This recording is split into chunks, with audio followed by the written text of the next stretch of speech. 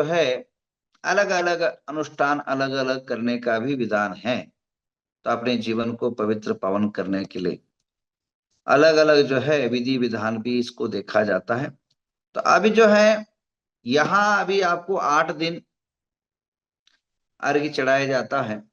तो कल जो है शिव चक्र के 8 अर्घ्य चढ़ाए गए, जो अष्ट कर्मों के नाश के बाद अष्ट गुणों की जो उपलब्धि होती है, उस अष्ट गुणों की उपलब्धि के लिए 8 अर्घ्यों को चढ़ाया।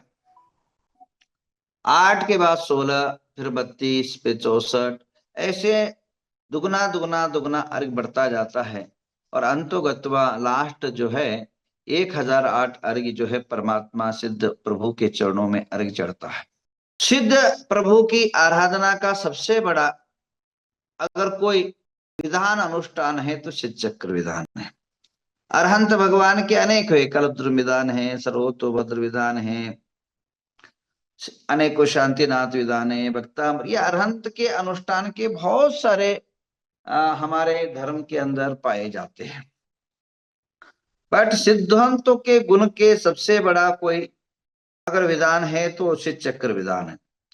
तो शिव चक्र विधान की जो प्रादुर्भाव हुआ वह मैना सुंदरी के कारण हुआ और अपने पति के दुख और दारिद्र को मिटाने के से आरंभ हुआ।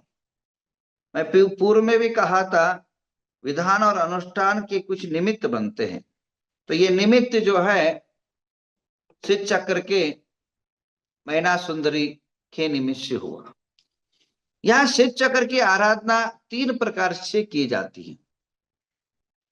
एक विधान के माध्यम से, दूसरा जो है यंत्र की जाप्य ध्यान,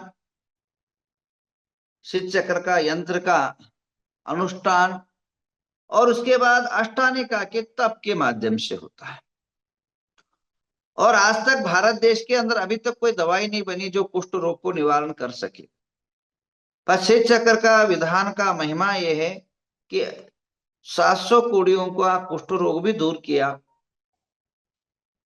और इसी प्रकार जो राजत्व यानी सत्ता साम्राज्य श्रीपाल कोटि भट्ट से छीन गया था, समाप्त हो गया था, वह भी पुनः प्राप्त हुआ। श्रीपाल कोटि भट्ट को मारने के लिए षड्यंत्र रचा गया था। ध्यान रखिए ये दुनिया बहुत विचित्र है। आदमी जैसे जैसे बढ़ता है उसको घटाने का प्रयत्न बहुत होता है। हम बड़े या ना बड़े दूसरे को बढ़ते हुए देख नहीं सकते हैं। हम दूसरे को प्रकाश दे ना दे अंधकार में ढकेलने का प्रयत्न होता है। ध्यान रखिए एक दीपक है, वह अपनी खुद जलता है, खुद जलता है, दूसरे को प्रकाश देता है, बट उसको भी बुझाने के लिए हवा पीछे रहती है। हर एक व्यक्ति के अपोजिट रहता है, हमारे धर्म में हो चाहे और धर्म में हो। यह प्रकृति का नियम है। पूर्णिमा जितना शुभ्र है उससे अपोजिट अमावस्या काली है। तो हर एक वस्तु के अपोजिट और पॉजिटिव दोनों वस्तु रहते हैं, विधायकात्मक निषेधात्मक दोनों वस्तुएं रहती है। तो हमें जो है उन चीजों पे परवाह ना करे। सबसे ज्यादा अगर ज्ञान लेना है तो मीडिया से लेना चाहिए। मीडिया के अंदर कोई कुछ बोलता है तो कमेंट ऐसे तैसे तैसे, मैं बहुत ज्यादा मैंने अपने जीवन में ज्ञान लिया कब, मतलब वो कहावत है ना, वो हाथी जाता कुत्ता भुगते, वो कहावत का अगर मैं चरित्रार्थ तब किया जब पिछले महीनों में पूरा संसार या पूरा कर्नाटक सरकार से लेकर के आम आदमी तक वीरेंद्र हेगड़े के अपोजिट थे और मैं अकेला खड़ा हुआ उनके पक्ष में, ये गलत है और इनका आप सभी जो है गलत रास्ते पर जा रहे हैं। मुख्यमंत्री को भी ललकारा, सरकार को भी ललकारा, समाज को भी ललकारा। तब मैंने कहा अगर वीरेंद्र हेगड़े पर अगर कोई एक भी आज आई तो मैं अपने संन्यास त्याग करने को तैयार है। तब उसके नीचे कमेंट मैंने देखा, टीवियों में, पत्रकारों में, यूट्यूब में, ये जो वायरल हुआ, तो कमेंट ऐसे ऐसे गंदे गंदे कमेंट रहते हैं।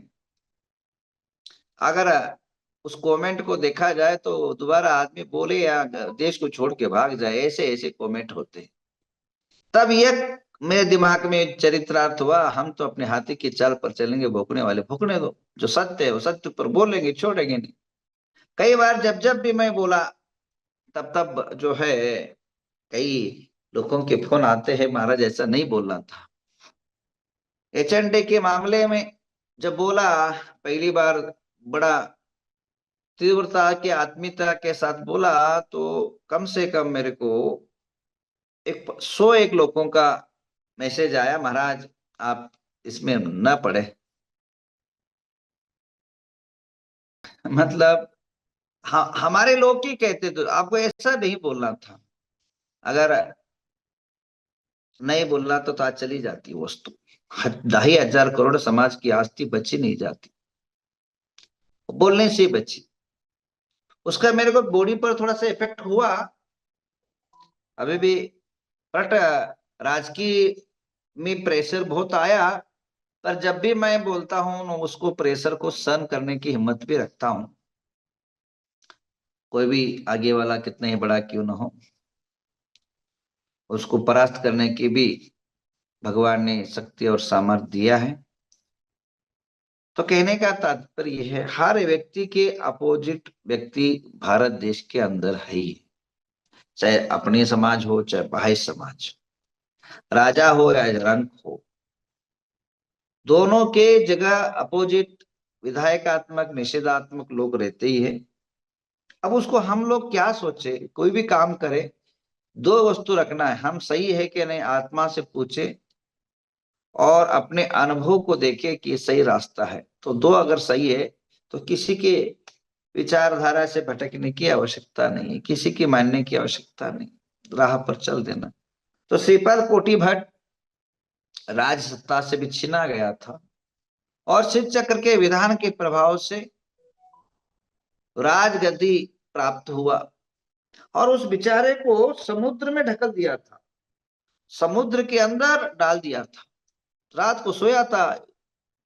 पहले हमारे श्रावक लोगों ने, जो हमारे अभी कुछ भी इनकम नहीं कर रहे, सही तो समाज की जो है वो अभिवृद्धि बहुत बड़ी नहीं है आज के, पहले के जमाने के हिसाब से हमारी समाज की जो अवनति, बहुत ज्यादा अवनति हो गई है।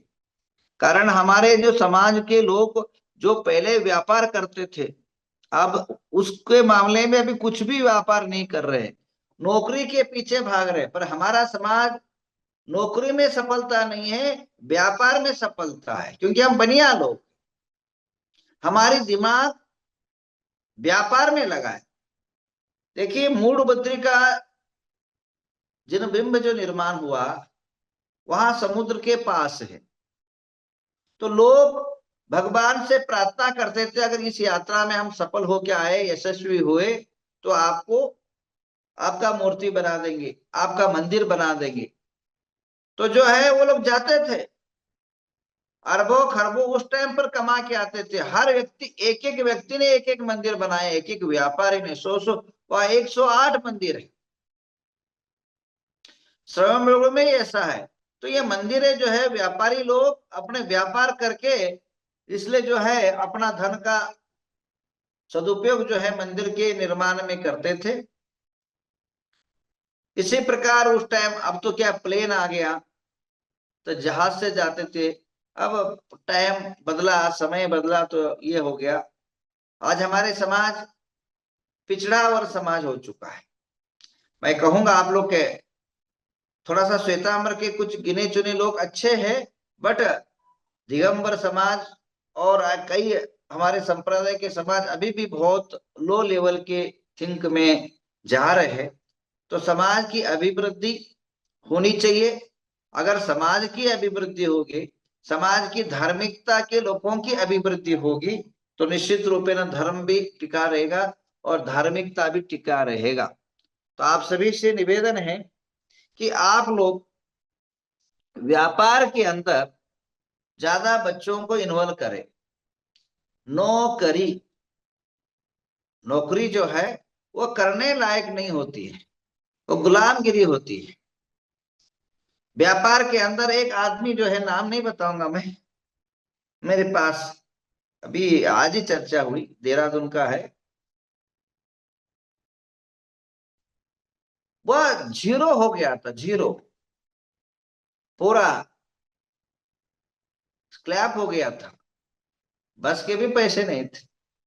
आज व्यापार के माध्यम से पुनः इतना उठा, वो केवल 3 साल के अंदर आज जो है करोड़ों का संपदा का मालिक बना। तो हमारे जैन धर्म के जो बच्चे हैं, जैन धर्म के जो अनुयायी लोग हैं, उनके वंश परंपरा से ही जो है प्रभु महावीर का वरदान है, आप लोग करोगे तो सफल होंगे, पर घबराना नहीं। अगर कुछ नुकसान भी हुआ तो निश्चित रूप में एक न एक दिन तुम सफल होगे। मेहनत करते रहो, करते रहो।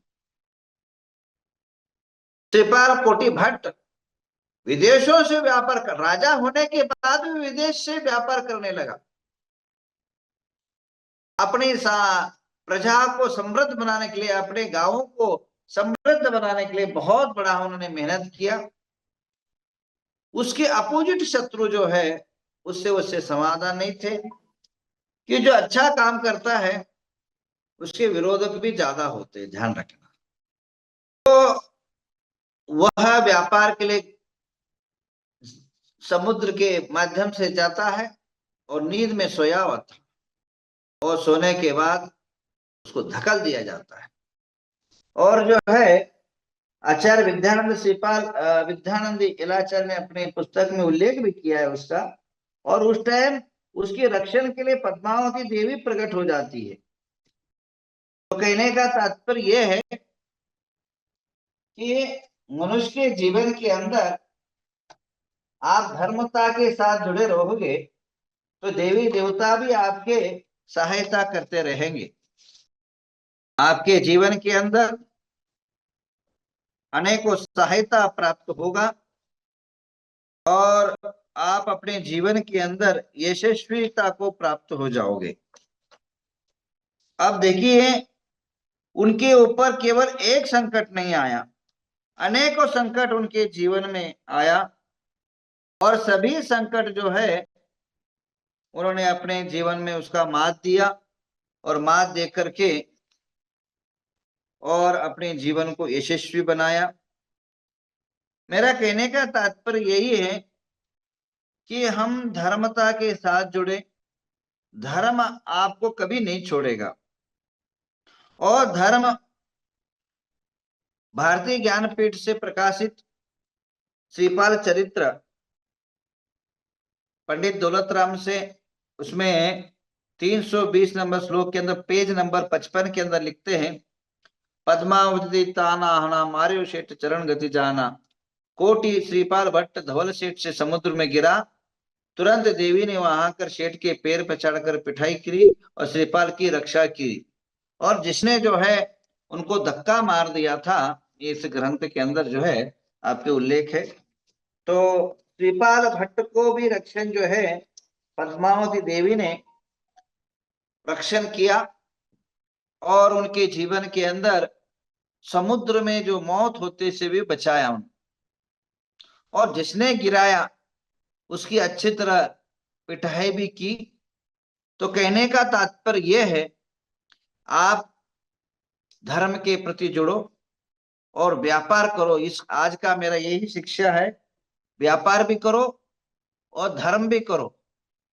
और जब व्यापार करोगे तो धर्मता के साथ जुड़े रहोगे तो आपका जीवन अच्छा होगा। अगर 2 रुपए कमाते हो तो अठन्ना भी मत दो, एक पैसा तो धर्म के लिए अलग से करो, तो निश्चित रूपे ना आइए। तो कहने का तात्पर्य यही है, न धर्मों को धर्मे बिना, न धर्मो धर्मे के बिना, धर्म जो है धर्मात्मा के बिना रह ही नहीं सकता है। तो आज का संदेश आपके लिए इतनी ही पर्याप्त है कि आप धार्मिकता बनो, धर्मस्थता के साथ जियो, और जो है व्यापारी बनो। क्योंकि 4 समाज हमारे भगवान आदिनाथ ने 4 वर्ण उल्लेख किया है, ब्राह्मण क्षत्रिय वैश्य और शूद्र, हमारी जो भी समाज है वो वैश्य समाज के अंदर आती है।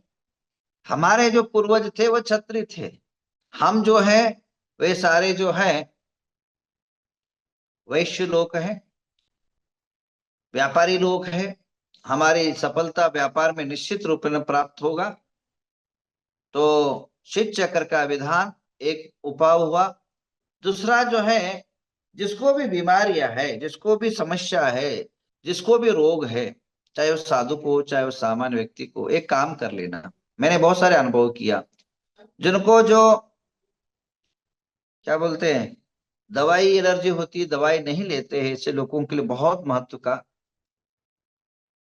इन दिनों में आप शीत चक्र यंत्रों का 16 में, शुद्ध 16 में, ब्याग की 16 नहीं, पैकेट का 16 नहीं, रात को धो करके शुद्ध डाल करके 16 पेन करके शुद्ध चक्र के यंत्र पर आप ओम ह्रीम अरहम असियावसा नमः 108 बार मंत्र बोलिए और उसकी शांति धारा करिए और रोगी को पिलाइए।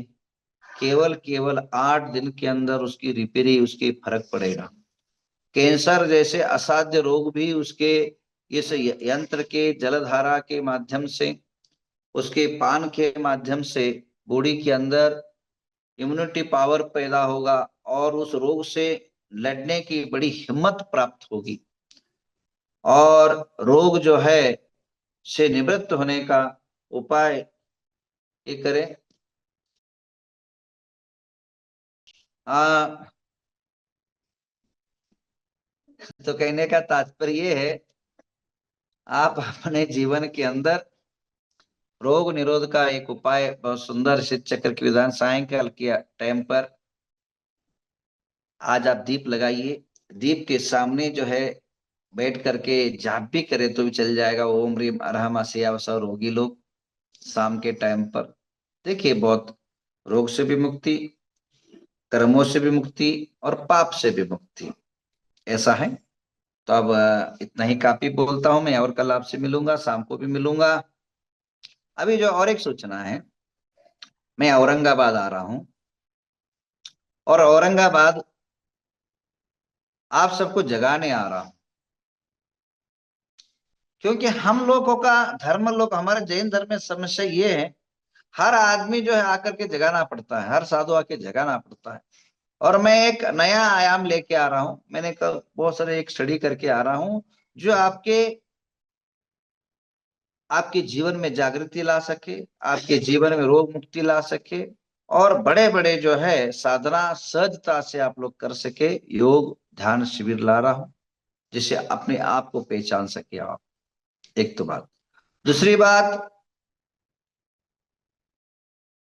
हाँ आचार्य शांति सागर जी का शतमानोत्सव भी होगा और वहां शांतिनाथ भगवान का मंदिर को बन करके कम से कम 100 साल के ऊपर हो गया। उस निमित्त महामस्तकाभिषेक भी है और 33 साल के बाद गणाधिपति गणधराचार्य कुंत सागर जी महाराज भी शायद उसी दरमान आ रहे हैं और उनका भी स्वागत आप सभी को करना है और हम भी उसमें रहेंगे।